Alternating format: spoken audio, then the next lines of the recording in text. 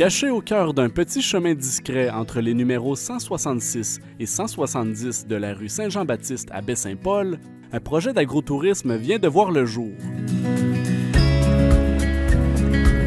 Alliant production agroalimentaire, ateliers pédagogiques, transformation artisanale et accueil chaleureux, Au Poulailler a pour mission d'offrir aux visiteurs une expérience immersive au cœur de la nature.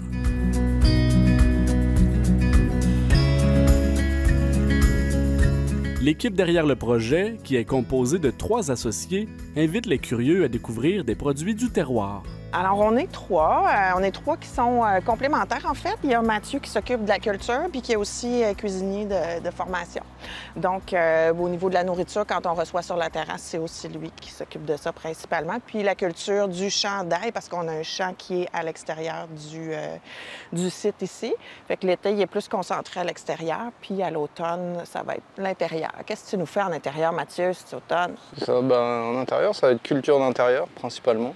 On va vraiment démarrer parce qu'on a déjà commencé, mais c'est pas encore tout à fait au point. On parle de culture d'ail ou culture... Non, culture feuilles, uniquement de feuilles, salades, fines herbes, basilic, persil, etc.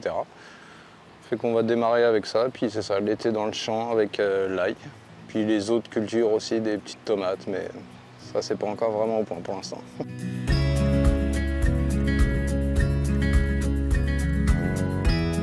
La restauration physique du site s'est quant à elle déroulée sous la gouverne de Régent Labbé.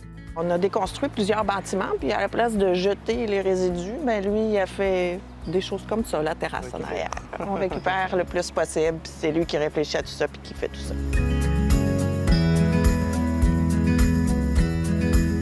Le site possédait historiquement une vocation agricole destinée à produire des poulets pour la consommation humaine. Avant, il y en avait 2 bâtiments comme ça. Il y en avait un autre là, puis un autre là. Il sortait 160 000 poulets par année de ces 2 bâtiments en périmètre urbain. Donc, poulailler commercial. Oui. Alors, bien sûr, aujourd'hui, avoir des animaux et agricoles en périmètre urbain, c'est interdit. Donc, c'est pour ça que la seule et unique façon de récupérer en ayant un volet agricole, c'était le volet maraîcher. De l'achat du terrain jusqu'au lancement de l'entreprise maraîchère, le projet a dû surmonter plusieurs obstacles. En 2018, on a commencé à regarder pour l'achat du terrain. Puis, c'est un terrain qui avait multiples bobos physiques. Dans le fond, le certificat de localisation, moi, je l'appelle l'œuvre d'art parce qu'il y a tout dessus, absolument tout ce que vous pouvez imaginer qui est possible de mettre sur un certificat de localisation. Donc, ça amenait beaucoup d'obstacles. Fait qu'on a géré avec ça, puis on a avancé tranquillement de 2018 jusqu'à 2019 l'achat. Il fallait élaguer puis voir, tu sais, le risque, évaluer le risque.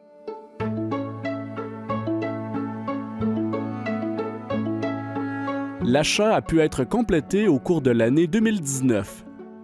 Dès lors, plusieurs travaux ont été entrepris. Une zone mineure du terrain a notamment été décontaminée. Des études géotechniques, des analyses en ingénierie et des plans d'architecture ont été produits. La restauration du site et la connexion au réseau d'aqueducs et d'égouts ont par la suite pu débuter.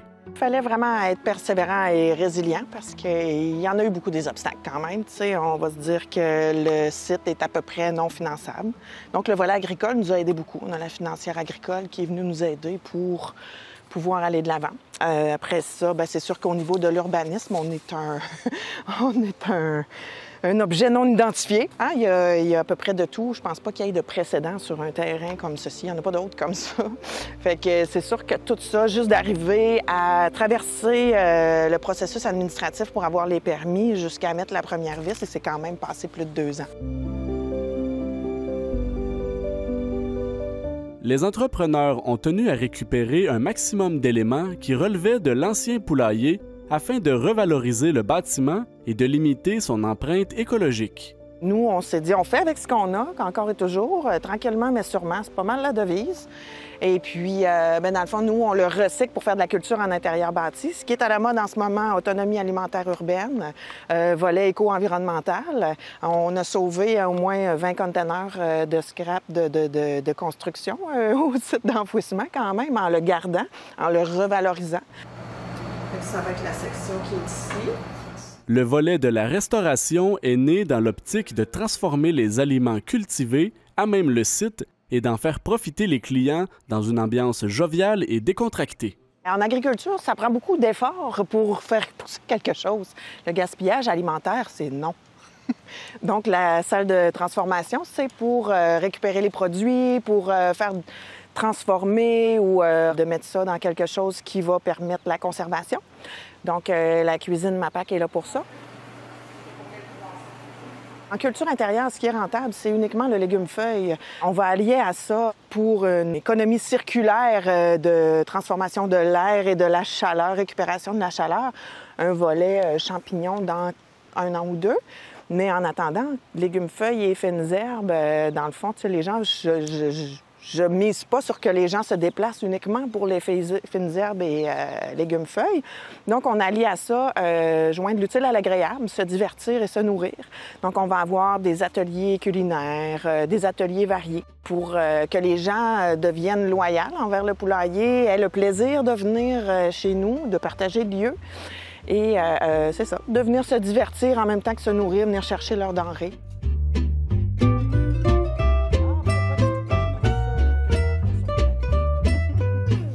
Amélie Auger spécifie toutefois que les plages horaires pour la restauration seront limitées à une période de l'année bien définie.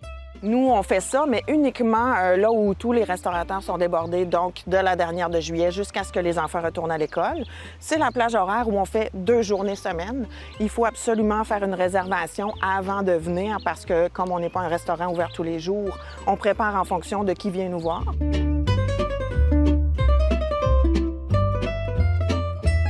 Dans le fond, on va essayer de s'allier les hôtels et tout ça. On mise beaucoup aussi sur le local qui ont besoin des fois d'une petite plage d'air sans trop de monde pour venir relaxer puis se faire servir, bien manger. On est aussi à porter son vin. C'est quand même quelque chose de relativement économique. On sait comment ça va coûter à la fin du repas. On a aussi le prix qui est affiché sur le site Internet. C'est un prix qui est inclusif des taxes et du service. Donc, ce que vous voyez sur le site Internet, plus ce que vous allez aller chercher à la SAQ, c'est ça que ça va coûter votre souper.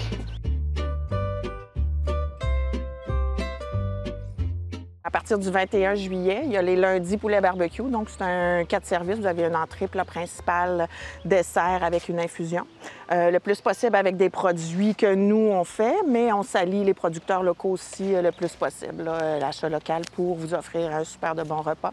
Donc, poulet barbecue sur charbon de bois. Et puis, on a les vendredis tapas. Donc, les vendredis, on finit de travailler. On n'a pas le goût de courir. Fait qu'on fait formule tapas. Vu qu'il n'y a pas de place assise, vous pouvez arriver entre 5h30 et 7h à votre rythme, puis il va y avoir une succession de 5 tapas, 4 salés, 1 sucré avec l'infusion qui va se succéder, puis que vous venez relaxer sur la terrasse, vous asseyez où ça vous tente. Des ateliers culinaires et des pop-up de groupe seront également organisés au courant de l'automne à venir. Pour en apprendre davantage sur l'entreprise ou pour faire une réservation, les personnes intéressées peuvent consulter le site web de l'organisation.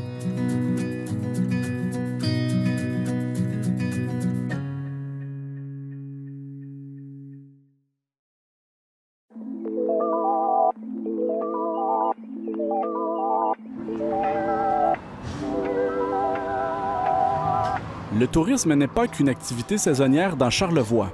C'est un pilier économique, un moteur vital pour la région. Et cet été, une initiative originale vient enrichir l'offre déjà foisonnante. L'équipe derrière Cité Mémoire Charlevoix poursuit son travail de mise en valeur du patrimoine régional. Depuis quelques années, elle conçoit des expositions dispersées à travers le territoire, dans le but de raconter l'histoire locale autrement.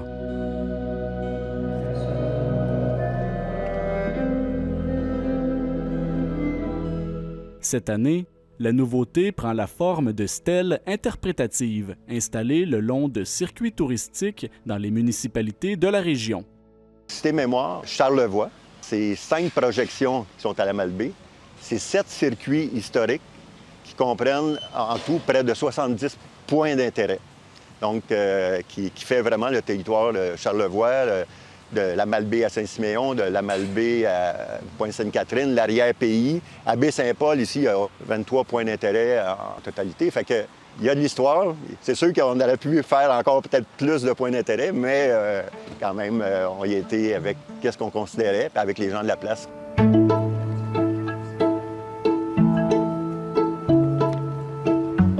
La phase 2 a été faite, dans le fond, sur un besoin d'améliorer la signalisation de Cité Mémoire Charlevoix. Oui, on a des points d'intérêt sur le territoire, mais il y a le besoin, en jasant avec les gens de Tourisme Charlevoix ou de la MRC, on ne sait pas, il faudrait savoir un peu plus où sont les points d'intérêt. Donc, on a installé des stèles, on a mis en place des stèles à différents endroits sur le territoire. Là, dans le fond, on a installé déjà au mois de juin 10 stèles, encore là, dans les différents circuits. Chaque panneau interprétatif propose un regard unique sur des événements, des lieux ou des personnages qui ont marqué Charlevoix, contribuant à faire vivre la mémoire collective en plein cœur des espaces publics. Sur chacune des stèles, vous avez le plan du circuit. Donc, c'est le circuit de Baie-Saint-Paul. Vous avez une carte, vous avez les différents points d'intérêt. Ils sont géolocalisés. C'est une amélioration dans la phase 2, donc de géolocaliser tous ces points d'intérêt-là. Donc, dans le fond, vous circulez, vous vous trouvez devant le point d'intérêt, vous pouvez dire, OK, qu'est-ce qui se passe ici? Vous avez la narration du point d'intérêt en question. Concrètement, là, monsieur, madame, tout le monde arrive devant la stèle. Qu'est-ce qu'il fait avec son téléphone? Bon. Moi, je dis la première chose à faire, si vous voulez venir voir Cité Mémoire Charlevoix, idéalement, vous le faites tout de suite, télécharger l'application Cité Mémoire. C'est une application gratuite, donc dans le fond, vous la téléchargez, vous arrivez ici, mais sur chacune des stèles, vous avez aussi le code QR. Fait que, bon, vous n'avez pas eu le temps de le faire peut-être avant, vous arrivez, vous scannez le code QR, il télécharge l'application, et là, la première page que vous avez sur l'application, vous avez Cité Mémoire Montréal, Charlevoix et Charlevoix. Vous rentrez Charlevoix, vous avez tout le plan du territoire et vous avez des petites maisons bleues qui sont les circuits. Et quand vous cliquez sur la petite maison bleue, bien, il vous demande de télécharger le secteur et vous avez les différents points d'intérêt de ce secteur-là.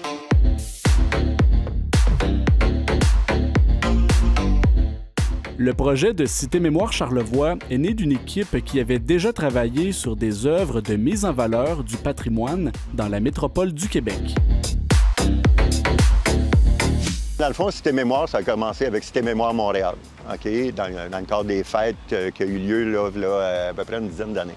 Donc, il y avait beaucoup de projections à Montréal même. Des projections sur des murs aveugles, donc qui racontent l'histoire de différents personnages, différents lieux, différents événements qui ont eu lieu. Et là, Cité Mémoire Charlevoix, c'est le premier projet Cité Mémoire à l'extérieur de la ville. L'objectif, c'est effectivement, c'est de faire connaître l'histoire, c'est de faire connaître le patrimoine. Les gens, des fois, on ne connaît pas nécessairement qu'est-ce qui s'est passé là, dans une ville, puis les personnages importants qui ont vécu. L'objectif, c'est de faire connaître ces gens-là. Vous êtes la source d'inspiration pour tant d'écrivaines. Les démarches de l'organisation se sont réalisées en collaboration avec des gens issus du milieu. Fait que moi, mon rôle était vraiment d'établir les contacts avec les gens, à savoir où est-ce qu'on peut installer une stèle au niveau aussi esthétique. C'est sûr qu'ils ont choisi aussi la couleur de la stèle, qui est comme noir, bleu, blanc. Pour que ce soit quand même esthétique avec le décor, avec les bâtiments. Est-ce qu'on le met dans la nature? Est-ce qu'on le met sur de l'asphalte? Est-ce qu'on le met sur le béton? Est-ce qu'on le met à côté du bâtiment? Est-ce qu'on le met plus loin? Est-ce qu'on le met dans le parc qui est derrière? Fait que tout ça a été un choix qui a été fait avec chacun des endroits. Ça fait qu'on a Petite-Rivière-Saint-François, on a l'île aux Coudes, on a ici à Baie-Saint-Paul, on en a 3. Il y en a 2 d'installés, puis il va y avoir une 3e phase d'installation. Fait que le but, c'est de les mettre aussi dans un endroit où est-ce que les touristes ont facilement accès à la stèle, où est-ce qu'il y a des gens qui passent. Fait que le but, c'est d'amener les touristes de l'extérieur à connaître la région, mais c'est aussi pour les gens qui y vivent. Et moi, personnellement, le fait d'écouter toutes ces histoires-là, on les lit dans les livres, on les apprend à l'école, mais le fait de les vivre dans la vie quotidienne de tous les jours, ça donne une nouvelle dimension, je trouve, puis ça permet de reconnaître davantage, de s'immerger dans notre histoire, tu sais. Les parcours interprétatifs sollicitent différents sens chez les visiteurs, ce qui bonifie leur expérience d'apprentissage. Fait que je trouve que c'est une façon facile de lire, justement. C'est dynamique, c'est visuel. Fait que comme ça, on va chercher aussi tous les sens. T'sais, on va chercher le visuel, on va chercher le kinesthésique, on va chercher l'auditif aussi. Donc, il y a du ressenti, il y a de l'émotion aussi dans ce qu'on entend, dans ce qu'on voit. Exact.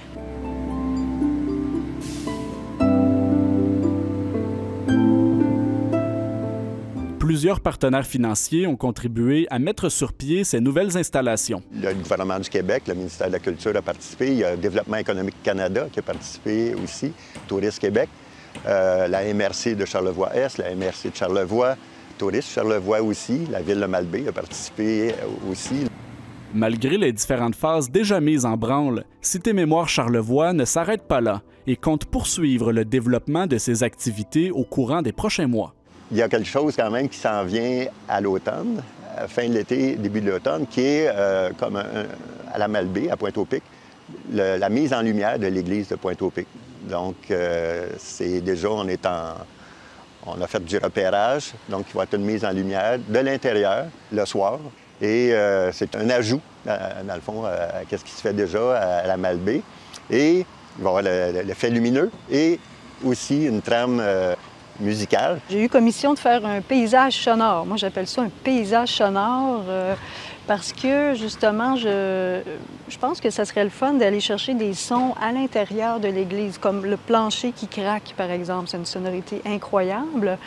Fait que ce que je fais, dans le fond, moi, c'est du bio-écolo électro-acoustique. Donc, je vais créer des sons aussi. Je vais utiliser le son de l'ambiance. Fait qu'on est allé faire un premier réparage. On s'est amusé à faire craquer un peu les murs puis faire ressortir les fantômes. Pour en apprendre davantage sur les projets de Cité Mémoire Charlevoix, les personnes intéressées peuvent télécharger l'application de l'organisation ou consulter son site Internet.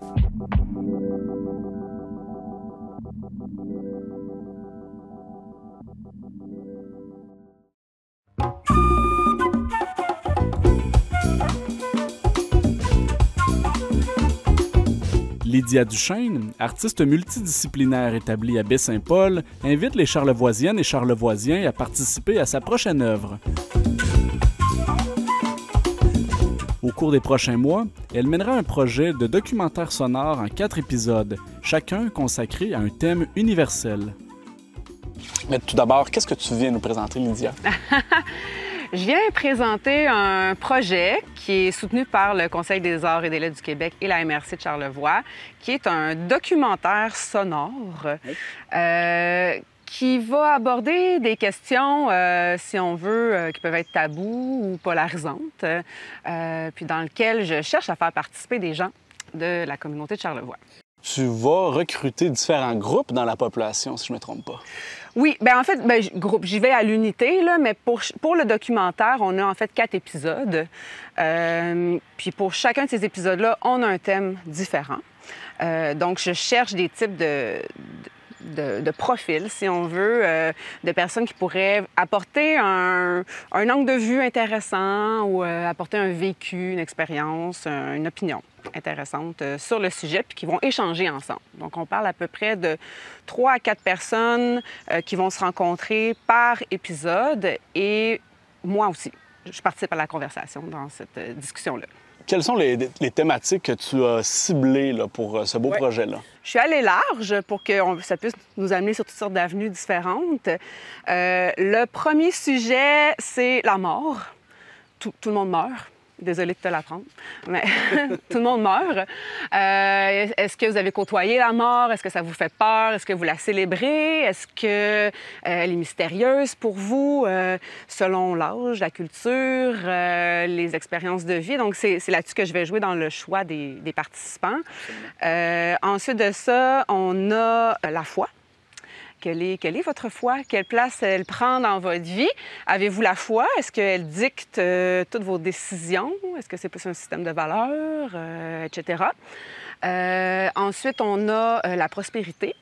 Donc, c'est quoi, encore une fois, la prospérité? Est-ce qu'on parle très juste... large. Oui. Est-ce que c'est juste de l'argent? Est-ce que c'est la richesse du cœur et de l'esprit? Je pense beaucoup aux nouveaux arrivants, aux immigrants. C'est ces gens qui ont laissé famille à l'extérieur pour venir s'établir ici, pour avoir un emploi plus stable, puis envoyer l'argent à l'étranger parfois aussi, aider la communauté là-bas. Le dernier sujet, c'est le corps. Parce que ça aussi, on en a tous un, normalement. Et selon notre vécu avec notre corps, notre relation avec notre corps, celui des autres, il y a des gens qui changent de corps. Donc, la nudité, ça peut même aller vers la sexualité si jamais la discussion va vers là. Mais ça va être à découvrir. Selon toi, qu'est-ce qui distingue un type de projet de documentaire sonore par rapport à un podcast, par exemple? Le podcast, c'est vraiment, ou le balado en bon français, là, c'est vraiment, ça va être une discussion, même là, c'est plus une entrevue qu'on a. La podcast, c'est un peu plus large, une discussion entre 2, 3, 4 personnes. Parfois, c'est scénarisé, parfois non. Des fois, il n'y a pas d'écriture du tout. Ça peut aller dans tous les sens. Des fois, on a un thème, des fois non. Oui. Ça peut être filmé, ça peut ne pas l'être. Le documentaire sonore, il va vraiment... On a un personnage principal ou plusieurs entités principales. Il y a une quête, il y a un objectif, puis il y a une évolution à travers cette quête-là. Donc, dans ce projet-là, je suis un peu le personnage principal, si on veut. C'est pour ça que je participe à la discussion. Je cherche moi-même des réponses à mes questions. Je cherche à aller vers l'autre, puis à créer ces rencontres-là entre ces gens-là qui vont participer aussi. Mais je ne sais pas à quoi m'attendre. Je ne sais pas vers quelle réflexion ça va m'amener. Je ne sais pas, est-ce que moi-même, je vais être confrontée à des a priori. Mes a priori vont peut-être être confrontés à quelque chose qui vont me choquer. Je vais peut-être avoir une révélation existentielle. Donc, elle est là, la différence là, entre les deux. Est-ce que ça fait en sorte que tu vas être amené à les suivre, ou certaines de ces personnes-là, tu vas les revoir dans le temps? Les épisodes sont divisés en 2 parties. Il y a vraiment une partie qui est plus conversation, donc pendant laquelle là, les gens que je recherche vont participer. Il y a une autre partie qui est plus terrain, où là, j'ai à la rencontre de d'autres personnes. Puis là, c'est moi qui vais sur le terrain, je vais me mettre à l'épreuve. Je te donne un exemple. Mettons l'épisode sur le corps. Moi-même, j'ai mon vécu avec mon corps, j'ai ma gêne, ma timidité. Là, mon idée, c'est peut-être d'aller poser nu. Fait que j'irais poser nu pour photographe ou artiste. Puis cette séance-là, elle est captée, mais en audio seulement. Donc, dans le documentaire sonore, les ambiances sont importantes, la description est importante. Donc, il y a toute une narration aussi qui vient là-dedans pour décrire, comment je m'installe, comment je me sens, qu'est-ce qu'il y a autour de moi, les échanges avec les artistes qui sont là. Donc, ça, c'est la partie terrain. C'est vraiment intéressant. Concrètement, où est-ce qu'on en est là, rendu dans le projet? Là, je suis vraiment au début. Donc, l'été 2025, là, c'est la période, justement, de recrutement. C'est pour ça qu'on est là aujourd'hui. Puis la scénarisation. Donc, je décortique un peu chaque épisode, sur quoi je veux aller, comment je vais les découper. Puis j'organise les séquences de captation qui vont être, elles, à l'automne. Donc, les personnes que je recherche présentement doivent être disponibles soit en septembre ou en octobre, là, pour... c'est une journée, hein, c'est pas long, c'est une discussion, là. Donc, une journée de captation, c'est pas de tournage, il n'y a pas de caméra, pour le projet. Puis après ça, j'ai tout le reste de l'année pour faire le mixage de tout ça, le montage. Documentaire sonore, c'est aussi des ambiances musicales, donc une conception sonore, une création musicale à faire autour de ça. Puis l'objectif à la fin, c'est la diffusion au Festif 2026, donc dans un an, presque jour pour jour, en séance d'écoute là, des documentaires. Est-ce que tu comptes aussi aller voir des spécialistes, par exemple? Un thanatologue pour la mort, un analyste financier pour la prospérité? Ça pourrait. Oui, c'est ça. C'est le genre de personnes que je recherche. Justement, l'épisode sur la mort, j'ai commencé un peu mes recherches. J'étais intéressée par, la thanatologie. C'est intriguant. Quelqu'un qui travaille avec la mort, que c'est son quotidien. J'ai été à la recherche aussi de gens qui auraient des dons de clairvoyance ou de médium. Donc, c'est vraiment un documentaire sur l'ouverture aussi. On s'ouvre à toutes les possibilités, pas de jugement, on est prêt à tout. Puis, comptabilité pour l'aspect financier, oui, ou prospérité, mais moi, je serais très curieuse de savoir aussi comment ça se vit quelqu'un pour qui la prospérité, c'est la richesse justement du cœur et de l'esprit, qui vit dans le plus simple apparat possible et qui trouve tout ce qu'il lui faut, finalement, oui, c'est ça. Comment est-ce que les gens font pour te contacter, pour participer au projet s'ils se sentent interpellés? Il y a plusieurs façons. Ça peut être via la page Facebook de mon entreprise de production qui s'appelle Calamity, avec un Y, Production Mentorat. Même chose par courriel, Calamity avec un Y, P comme papa, M comme maman, mais pour Production Mentorat. @gmail.com. Sinon, je suis souvent ici à l'Auberge et Bistrot des Balcons, derrière la console pendant les spectacles. Donc, les gens peuvent venir me voir directement. Est-ce que tu comptes également faire éventuellement l'année prochaine une diffusion grand public? Est-ce qu'il est trop tôt pour en parler? Bien, c'est sûr qu'il y aura le pendant le festif. Ça, c'est l'objectif numéro 1, 2026. Peut-être qu'il y aura d'autres séances d'écoute. Par contre, c'est sûr qu'une fois que ça va être prêt, ça va pouvoir être mis en ligne aussi sur toutes les plateformes, là, Spotify, Deezer, Apple et compagnie, de façon presque gratuite pour que tout le monde puisse l'écouter. J'ajoute aussi que j'ai des partenaires là, qui m'aident dans la recherche de participants. Il y a Forum Jeunesse pour ce qui touche les 12-17 ans. Puis, il y a le service de main-d'œuvre, l'appui dans toute sa grandeur, là, avec le service d'accueil des nouveaux arrivants, le Carrefour Jeunesse Emploi. C'est possible de passer aussi par ces organismes-là pour avoir mon contact là, puis participer. Donc, on recherche, on le répète, on recherche à la fois des adolescents, des personnes âgées, oui, des nouveaux arrivants. Des gens sortes. de toutes les cultures, toutes les religions, toutes les croyances. L'épisode sur le corps, là, si je pouvais avoir quelqu'un qui a vécu ça, un changement de corps, que ce soit par chirurgie esthétique, chirurgie bariatrique, la chirurgie pour changer carrément de sexe, retrouver le sexe auquel il sent qu'il appartient, j'adorais ça. Donc, c'est n'importe quelle personne qui a un vécu ou qui a une opinion particulière ou intéressante à partager puis qui est prêt à s'ouvrir aux autres aussi puis à se mettre un peu au défi et est invité à participer. Il y a aussi un avantage, Lydia, là, parce qu'on n'est pas avec des caméras, on est juste avec le son. Oui. Donc, l'avantage, c'est l'anonymat, en fait. C'est sûr que, bon, on peut reconnaître la voix, mais étant donné que c'est des sujets plus sensibles, on a un gros avantage par rapport à ça. Là, les participants qui voudraient rester plus anonymes, c'est tout à fait possible de le faire et facile. On peut, oui, changer, omettre le nom ou le changer, mais même à la limite, modifier un peu la voix là, pour pas qu'on puisse la reconnaître. Ça aussi, là, ça se fait assez facilement. Donc, c'est peut-être moins gênant aussi pour plusieurs personnes là, de participer à ce genre de projet-là. Moins gênant de ne pas se faire reconnaître, mais aussi moins gênant pendant qu'on est en cercle. On oui, discute, c'est t'as pas des grosses caméras pointées sur toi. C'est ça, c'est moins envahissant. On garde plus cet aspect intime-là. Donc, bien sûr, les autres qui sont là vont connaître votre identité, mais il y a comme un petit contrat d'engagement là, pour les participants là, par rapport à cette confidentialité-là qui est encore dans le thème du respect, finalement, là, qu'on cherche dans le documentaire. Merci beaucoup, Lydia, d'avoir accepté notre invitation ce matin. Merci à toi.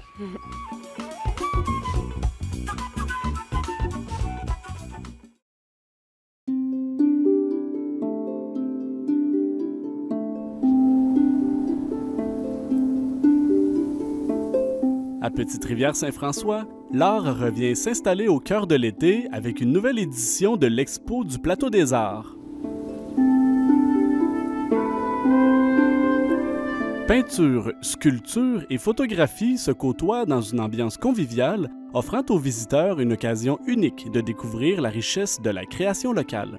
On vient vous présenter l'Expo du Plateau des Arts, qui se tiendra à Petite-Rivière-Saint-François, ici même, sur le site du chalet Gabriel-Roy, du 15 au 17 août prochain. On en est à la 5e édition. Cette année, on a un thème à chaque année. Cette année, c'est sous le thème « Portrait de notre histoire ». On a choisi ce thème-là en lien avec le 350e anniversaire de Petite-Rivière-Saint-François. Donc, on fait un clin d'œil à l'histoire en même temps que le symposium.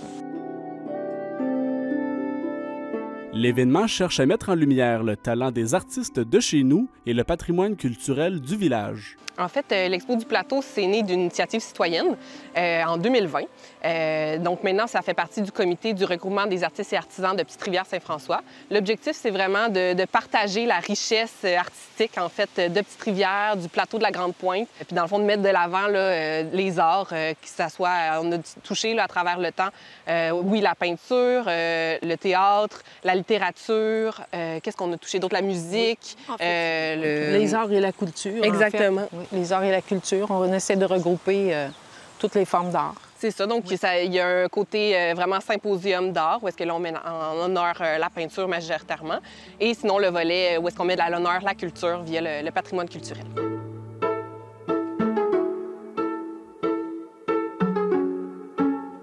Pour cette 5e édition, l'équipe d'organisation a apporté quelques nouveautés à l'événement.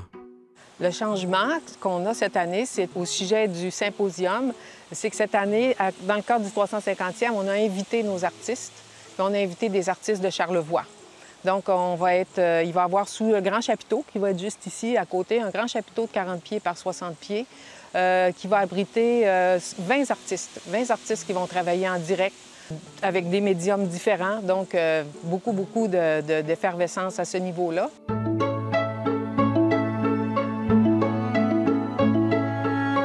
En plus de la peinture, un autre médium occupera lui aussi une place de choix au cœur de ce rassemblement culturel.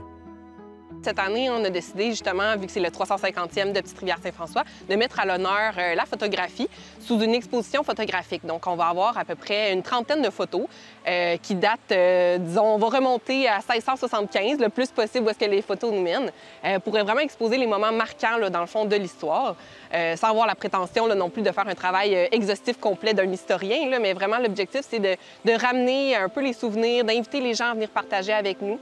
On va avoir aussi une ligne du temps, là, une activité participative créative, là, donc une ligne du temps qui va être exposée où les gens vont pouvoir rajouter des dates, rajouter leurs souvenirs aussi à travers ça. Donc c'est vraiment dans un esprit là, de convivialité là, à ce niveau-là.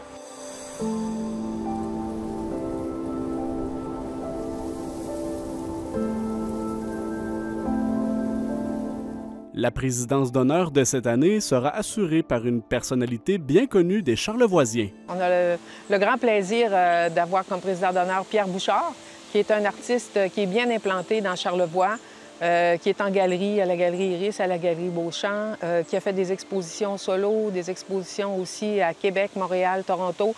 Donc, on est très contente de l'avoir comme président d'honneur cette année. Et le samedi après-midi à 14 h, Pierre Bouchard va nous faire, c'est bien sûr pendant tout le symposium, il va être là puis il va faire des prestations en direct, mais à 14 h précisément, il y aura un moment précis pour lui, pour faire une performance en direct devant les personnes qui seront intéressées à venir nous voir. C'est donc un rendez-vous à ne pas manquer. Des échanges vivants entre les artistes et les visiteurs feront aussi partie du programme. Le dimanche, le 17 août, à 10h30, sous les grands pins, on invite les gens à venir nous rejoindre. Dans le fond, on va avoir une discussion animée qui met encore une fois à l'honneur le 350e. Donc, l'objectif, c'est vraiment de venir partager nos souvenirs, partager nos mémoires vivantes, vraiment dans un esprit d'échange, de convivialité, d'échange intergénérationnel. Donc, on va avoir des invités spéciaux qu'on va aborder certaines thématiques qui vont venir nous partager leurs souvenirs familiales, de vécu. Donc, on va aborder surtout la saisonnalité là, à Petite-Rivière, dont le temps des sucres. On va aborder la navigation, les loisirs, dont le ski, bien évidemment.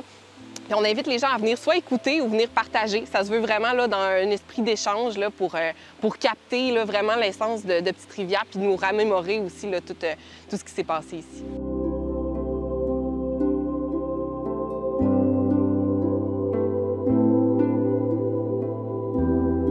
Et puis, comme activité aussi, nos artistes ont été invités à créer une œuvre qui illustre leur vision du village de Petite-Rivière.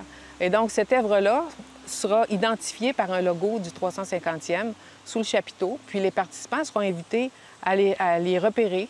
Et puis, il y aura, suite à ça, un petit questionnaire. Et puis, les gens seront invités à participer à ce questionnaire-là, à remplir un coupon de participation. Puis, il y aura un prix à gagner. Les visiteurs intéressés auront également l'occasion d'acquérir une œuvre réalisée par l'un des artistes présents sur place. Les gens peuvent venir voir les artistes et toutes les œuvres ici, les artistes peuvent les vendre. Ils ont des petites cartes de souhait aussi. Donc, il y a beaucoup de choses avoir quand même une vingtaine d'artistes avec tous des styles différents. Donc, il y en a pour tous les goûts. C'est vraiment un rendez-vous, là. Le public pourra également découvrir les œuvres d'un concours photographique. L'exposition photographique va se terminer aussi. On voulait actualiser un peu notre ligne du temps et avoir une photo plus récente là, qui dépeint Petite-Rivière. Donc, on a lancé un concours photo. Les jeunes et moins jeunes ont été appelés à nous envoyer des photos. Il y a eu une belle participation. Donc, on va dévoiler les gagnants sous peu. Puis, on vous invite à venir découvrir là, ces œuvres-là qui vont être exposées là, dans le chapiteau patrimoine.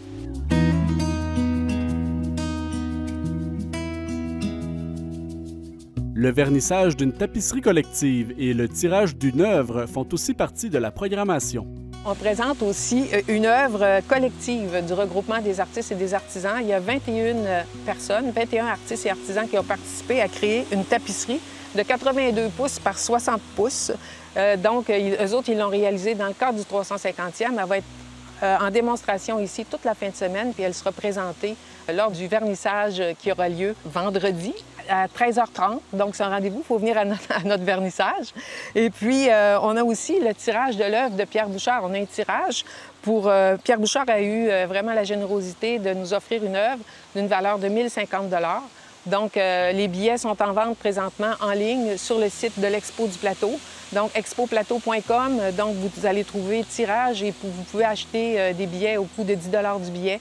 Et ça, c'est une importante source de financement pour nous, bien sûr, et on remercie très chaleureusement Pierre Bouchard. Plusieurs bénévoles et partenaires rendent possible la tenue de ce rassemblement au cœur de l'été. Pour obtenir davantage d'informations, les personnes intéressées peuvent consulter le site Internet et les réseaux sociaux de l'Expo du Plateau des Arts.